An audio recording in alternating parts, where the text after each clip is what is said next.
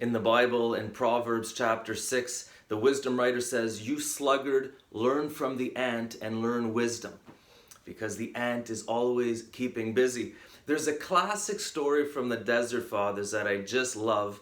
It's the story of Abba Paul, who lived deep, deep in the desert, and he was so far away from any town or village that he wasn't able to sell the work of his hands at a market. And so what he would do is all year he would do basket weaving with the palm leaves, and at the end of the year he would gather all the baskets, all the work of his hands, and he'd put them in a pile and he would burn everything.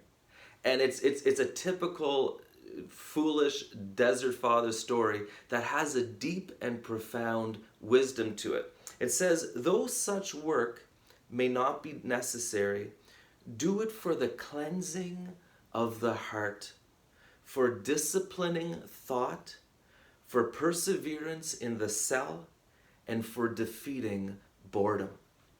If there's one thing the Desert Fathers knew and understood, is that they could never be idle. They always had to be engaged in some kind of activity, even if it was a restful activity. They knew that the first demon to show up in the desert when they went out to live a solitary life was the demon of laziness. And so they were constantly keeping occupied, and we need to do the same. There's people in my neighborhood who do gardening, who keep their front lawns beautiful with flowers and other things. And that's a healthy thing to do. Other people like doing crafts. Some people like creating beautiful things in the kitchen. Other people like doing woodwork or whatever else. It's so important to not be idle.